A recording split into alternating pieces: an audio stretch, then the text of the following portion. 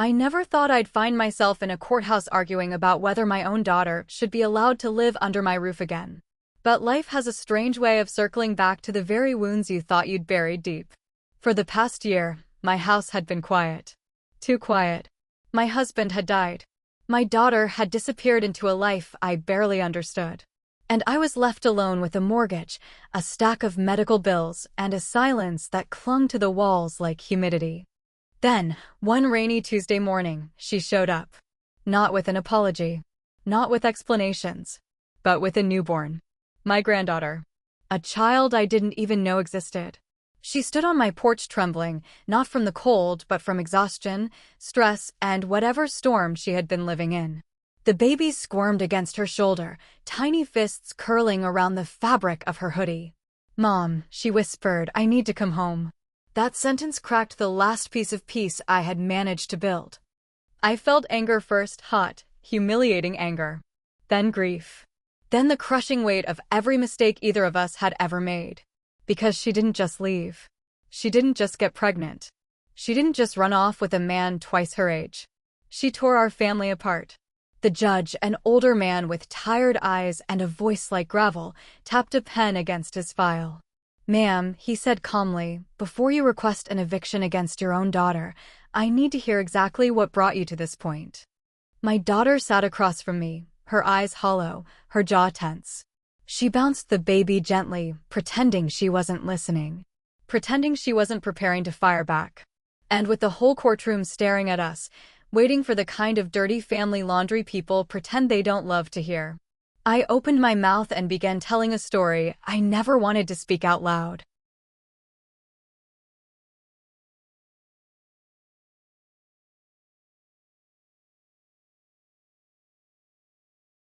The judge adjusted his glasses and looked at me with a patience that felt almost parental. "Mrs. Miles," he said, "you may continue." I took a breath, steadying myself. My voice felt like it belonged to someone else, someone older, more tired. "Your Honor," I began, "I didn't come here because I hate my daughter. I came here because living together again isn't just difficult. It's impossible. Not after everything that happened between us." Angelina kept her eyes on the baby, refusing to look up. I continued. "When she turned 18, she said she wanted independence. A grown-up life. She moved out, got into a relationship I didn't approve of with a man much older than her. And I tried, Your Honor. I tried to talk to her, guide her, warn her, but she pushed me away at every turn." The judge nodded slowly. "And then?" he asked. I swallowed. "Then she disappeared for almost a year. No calls, no visits. And during that year, my husband, her father, passed away. It was the hardest year of my life. I was grieving alone, trying to keep our home afloat, and I had no idea where my daughter even was." Across the aisle, Angelina finally looked up, just for a second, guilt flickering in her eyes. But then her attorney rose. "Your Honor," she said, "my client would like to present her side." The judge gestured for her to proceed. Angelina stood, adjusting the blanket around her baby. Her hands trembled, but her voice didn't. "Mom tells her story like I abandoned her," she said. "But she didn't tell you everything." A ripple of anticipation moved through the courtroom. She continued. "Yes, I left. Yes, I made mistakes. But I didn't shut her out for no reason. Mom and we had a relationship that felt more like a battlefield than a home. Every decision I made was wrong to her. Every choice was a fight." I felt the courtroom's eyes shift toward me, heavy and judgmental. But then she said the one sentence that froze the air. "And the man I lived with, Evan, wasn't just older. He was someone my mom had been involved with first." Gasps. Whispers. The judge lifted a hand immediately. "Keep it relevant," he warned. Angelina nodded. "It is relevant, Your Honor. Because my mom's anger isn't about the baby. Or the living situation. Or even the past year. It's about everything that happened before that. Things we never talked about. Things." Angelina didn't sit down right away. She held the edge of the table with one hand, the baby cradled in the other, and for the first time since we walked into that courtroom, she looked like she wasn't fighting me, she was fighting herself. Your Honor, she said softly, I'm not trying to make my mom look like a villain. I'm not proud of the choices I made. I didn't handle things right, but I didn't do them to hurt her. Her words hovered in the room like dust in sunlight. I met Evan at a time when I felt invisible in my own house, she continued. Everything I did felt wrong to Mom. Everything I said turned into a lecture or an argument. Evan, he made me feel like I mattered. I felt a sharp pinch of shame, even as I tried to keep my face neutral. The judge raised a brow. Miss Miles, how did your involvement with Mr. Cole begin? She hesitated. I didn't know anything about him and my mom, she said quietly. Not at first. That sentence hit me like a cold wave. She shifted the baby to her other arm and looked straight at me, not angry, not defensive, just tired. By the time I found out, she said, I had already moved in with him. And when I realized what was going on, I didn't know how to process it. I felt betrayed, confused, angry. Not just at him, at Mom too. I clenched my jaw. The courtroom felt too small, too bright, too full of people who didn't deserve to hear any of this. Then the judge spoke again. And when did you decide to tell your father? Angelina closed her eyes for a moment, as if replaying a scene that still hurt. I didn't go there to break anyone's heart, she whispered. I went because I didn't know who else to talk to. Dad always listened. Always tried to understand me. I thought he'd help me figure things out. She swallowed hard. I didn't expect him to react the way he did. I didn't expect it to overwhelm him. My chest tightened. Even now, a year later, the memory felt like a bruise that never healed. Angelina continued, her voice barely audible. I didn't know his condition was that fragile. I didn't know a conversation could. She trailed off, unable to finish the sentence. The judge leaned back, hands folded. Mrs. Miles, he said, turning to me, your daughter claims she didn't understand the seriousness of her father's health at that time. Do you believe that? The courtroom turned to me again, waiting for my answer, waiting for my judgment of my own child. And in that moment, I wasn't just reliving the past year, I was reliving every argument, every slammed door, every moment where love didn't look like love anymore. I could feel every eye in the courtroom on me, but the judge's question was the only thing I heard echoing in my head. Did I believe her? Did I believe that Angelina didn't understand how fragile Michael had become? Did I believe she didn't know the risk of overwhelming him with something so painful? The truth was complicated. Too complicated for a courtroom. Too complicated for strangers. Before I could answer, the judge shifted the focus again. Miss Miles, he said to Angelina, a child is involved now. Your daughter. What is your current situation? Housing? Income? Support? Angelina held her baby closer, her shoulders sinking slightly. I don't have anywhere else to go, she said. When Evan left, everything fell apart. I thought he'd be there for us, but he wasn't. And my daughter, she glanced down at the tiny face resting against her chest. She deserves stability. She deserves a safe home. Her voice cracked, barely noticeable, but real. My mom may not want me around, she said, but she's still my family. She's the only family I have left.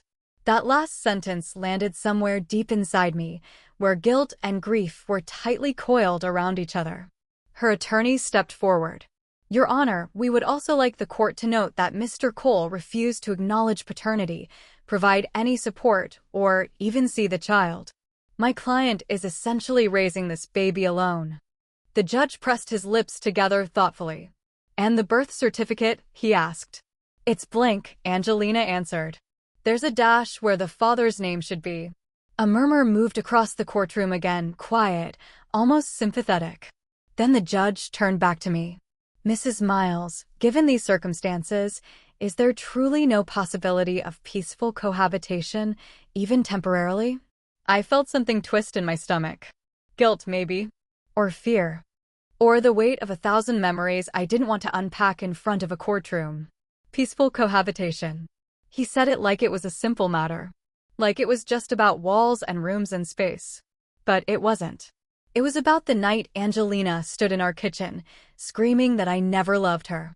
It was about the argument that sent her running out the door with a suitcase and no plan.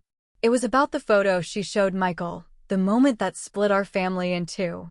And now she was standing here asking for a room in the same house she helped shatter. I opened my mouth, but before I could speak, Angelina stepped forward. Your Honor, I'm not asking my mom to forgive me, she said quietly. I'm asking her to help me keep my daughter safe. That's all. Her words were simple, but they cut through every layer of pride I had wrapped around myself. The judge looked at both of us, one grieving mother, one desperate young woman, and sighed softly. This court faces complicated family dynamics every day, he said. But this is a story of two people who lost each other long before they walked into this room. He leaned forward. And now, both of you want something from the other. He let the silence settle, as if waiting for the weight of his words to sink in. Mrs. Miles, he finally said. For a moment, I couldn't speak. The courtroom lights hummed above us, the air felt dense, and I suddenly became aware of how small this bench felt, how trapped I was between the past and the future. Your Honor, I finally said, I don't hate my daughter. I never have. But being under the same roof again, it isn't just uncomfortable. It brings back everything we never healed from. Angelina's face tightened, not in anger, but in fear. I continued. After Michael passed, I said carefully, our home stopped being a home. Every room reminded me of the pain. The hospital visits. The nights I sat awake wondering how everything went so wrong. I swallowed hard. And then there was Evan. The mistakes I made. The mistakes she made. We didn't talk about any of it. We just drifted into separate worlds. Angelina lowered her gaze, rocking the baby gently, as if the movement could ground her. I'm not saying she doesn't deserve help, I said. I'm saying I don't know if I can be the one who gives it. Not right now. Not while everything still feels so raw. The judge tapped his pen lightly, thinking. Then he turned to Angelina. Miss Miles, your mother claims she cannot emotionally handle cohabitation. Do you have any alternatives? Any relatives? Friends? Support programs? Angelina shook her head. No, Your Honor. Evan's family won't take me in. My friends. I didn't keep many. And shelters won't take me with a newborn unless I meet certain conditions. I tried. I really did. Her voice shook, barely, but enough. I'm not looking for a permanent place, she added. Just somewhere safe while I figure out how to start over. The simplicity of her request cut through the tension like a soft thread. Her attorney slid a document forward. Your Honor, we are filing a request for temporary right of occupancy. This is not an attempt to claim ownership. It is strictly for the well-being of the child. The judge skimmed the paperwork. Then he looked at me again. Mrs. Miles, the law considers the child's safety the highest priority. And right now, your granddaughter appears to have nowhere stable to go. The words hit harder than I expected. My granddaughter. An innocent, tiny child who didn't choose any of this. The judge's voice softened. If I grant this request, he said, it does not force long-term cohabitation. It simply ensures the child has housing during the transition period. Angelina exhaled shakily, relief flickering across her face. But then the judge added, however, I cannot issue a ruling until I understand the full context, including your relationship with Mr. Cole and the events that led to the breakdown of your family. A cold pulse ran through me. The courtroom felt colder the moment the judge said his name. Mrs. Miles, he repeated, please explain your connection to Mr. Evan Cole. Angelina shifted in her seat, staring at the floor. I could feel the tension between us like a stretched wire ready to snap. I took a slow breath. Your Honor, I began, what happened with Evan was a mistake. A painful one. I'm not proud of it. The judge didn't blink. I understand, he said. But I need clarity. So I forced myself to continue. Michael, my husband, had been sick for a long time.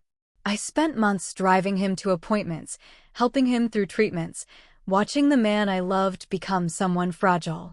Someone who needed more care than I sometimes knew how to give. I paused, my voice unsteady. And during that time, I felt lost. Lonely. Afraid. Evan was someone I spoke to occasionally through work. He listened. He paid attention. He made me feel seen. I swallowed the rest of the sentence. The judge nodded for me to go on. What happened was brief, I said. It shouldn't have happened at all. I ended it. I wanted to protect my marriage, protect my family. Michael never knew. I thought no one would. Angelina finally looked up, her eyes full of something between sorrow and accusation. The judge turned to her. "And how did you discover this?" he asked. Angelina hesitated. "I wasn't looking for anything," she said quietly. "I wasn't spying. But one day I saw a message pop up on Mom's phone while she was in the other room. A name I didn't recognize. A message that didn't sound like it came from a coworker." She exhaled shakily. "After that, I got curious. I looked through the phone. I found old messages, pictures, conversations." A ripple of sound moved across the courtroom again. The judge lifted a hand. "And why show them to your father?" he asked. Angelina's voice broke for the first time. "Because I didn't know what else to do. I was 18. I was angry. I felt betrayed by both of them. And Dad was the only person who had ever listened to me without judgment." She pressed her lips together. "I didn't think it would hurt him the way it did." My throat tightened. The judge leaned back in his chair. "So the argument can be made," he said carefully, "that your family fractured long before you left home. That misunderstandings, secrecy, and emotional wounds played major roles." Neither of us answered. He continued. "But now there is a child. A newborn. And the court must prioritize her safety and stability." Angelina shifted the baby in her arms, holding her a little closer. "Your Honor," she whispered, "I'm trying to start over. I'm trying to do better. I just can't do it on the street." The judge turned to me again. "Mrs. Miles, emotional history aside, can you provide a safe environment for the child temporarily?" A safe environment. Not forgiveness. Not reconciliation. Just safety. For a moment, I closed my eyes. I saw Michael's face. I saw Angelina slamming the door the night she left. I saw the empty nursery that never became one. And then, I saw the baby. Innocent, unaware of any of this painful history. When I opened my eyes, the judge was still waiting. And so was my daughter. For a long moment, the courtroom was silent. Not the empty kind of silence, the heavy kind, the kind that presses on your chest and makes every breath feel like a decision. Angelina shifted uneasily, her baby letting out a soft whimper. She rocked her gently, whispering something only the child could hear. The judge watched us both with an expression I couldn't quite read, not cold, not sympathetic, something in between. Something like responsibility. "Mrs. Miles," he said finally, "the law can establish boundaries. It can enforce agreements. But it cannot repair relationships. Only the two of you can do that." His words were gentle but landed hard. Angelina sat back down slowly, her shoulders tense. Her attorney stepped forward again. "Your Honor," she said, "my client is requesting temporary access to the home solely for the safety and well-being of the child. She is not asking for long-term residency, ownership, or financial claims. Merely a place to live while she secures stable housing." The judge nodded. "I understand the request." Then he turned to me. "Mrs. Miles, before I make any decision, I want to hear in your own words what you believe is best for your granddaughter." That question hit deeper than anything else he'd asked. Because if he had asked what was best for me, the answer would have been simple: distance. Space. A fresh start. But what was best for the baby? I looked at Angelina. She wasn't glaring at me. She wasn't smirking or challenging me like she used to. She just looked tired. And scared. And maybe even hopeful in a small, fragile way. "Your Honor," I said quietly, "I want my granddaughter to be safe. That has to come first." Angelina's head lifted slightly. Not enough to meet my eyes, but enough that I could tell those words meant something to her. "But," I continued, "I also know that living together has led to some of the worst moments of our lives. And I don't want to recreate that in front of an infant." The judge leaned forward. "So your position is that safety is possible, but harmony is not." I hesitated. "Harmony will take time," I said. "If it ever happens at all." Angelina swallowed, clutching the baby's blanket. "I'm not asking for harmony," she whispered. "Just for a roof." Her voice wasn't defiant. It wasn't manipulative. It was honest. For the first time in months, Maybe years, I saw my daughter not as the girl who hurt me or the girl I failed, but as someone trying to carry the weight of a life she wasn't ready for. Her attorney added quietly, "And if forced out, Your Honor, my client's options are extremely limited. This could put the child in an unstable or unsafe environment." The judge closed the case file slowly, thoughtfully. "Mrs. Miles," he said, "I don't expect you to resolve a lifetime of pain in one afternoon. But I do expect both of you to consider the consequences of your choices, not just for yourselves, but for an innocent child." He looked between us, his gaze steady. "This court is prepared to grant temporary occupancy. But before I finalize anything, I want to hear one more thing." He paused. "What do each of you believe it would take, emotionally, practically, honestly, for you to coexist under this same roof for a limited time?" Angelina's breath caught. Mine did too. Because this wasn't just a legal question. It was the question we had avoided for an entire year.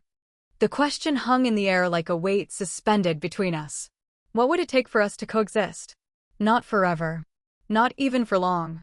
Just long enough for a newborn to be safe. Angelina looked at me, not with anger this time, but with something quieter, something that almost felt like surrender. "I think," she began, then stopped. She gathered the courage again. "I think we'd have to talk to each other. Really talk. Not like enemies. Not like we're trying to win." Her voice was gentle, fragile. "I made mistakes," she said. "A lot of them. And I can't undo the past. But I'm trying to be a good mom now. And I can't do that if I'm sleeping on buses or bouncing between couches."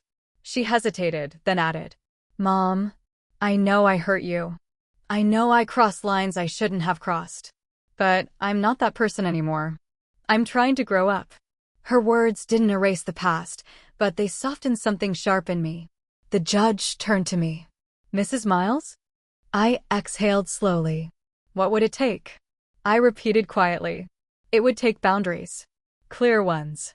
Respectful ones. It would take understanding that I'm not the enemy. That I'm grieving too. That I lost my husband. And, for a long time, I felt like I lost my daughter as well." Angelina's eyes glistened, but she didn't cry. And I continued, "It would take time. Time to heal. Time to figure out if we can have any kind of relationship again. I can't promise harmony. But I can promise to try. For the baby." The judge nodded, satisfaction flickering across his face. "Then I believe the court has enough to make a ruling." He folded his hands. "In the matter of temporary occupancy and reasonable access to housing for the well-being of the child, this court grants Miss Angelina Miles and her newborn daughter the right to reside in Mrs. Karen Miles's home for a period of 3 months."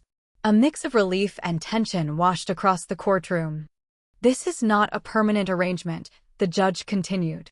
"During these 3 months, both parties are expected to maintain peaceful conduct, follow agreed boundaries, and seek long-term solutions."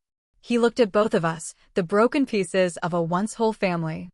"I strongly encourage you to use this time not as a punishment, but as an opportunity. Conflict brought you here. Cooperation might help you move forward." He struck the gavel lightly.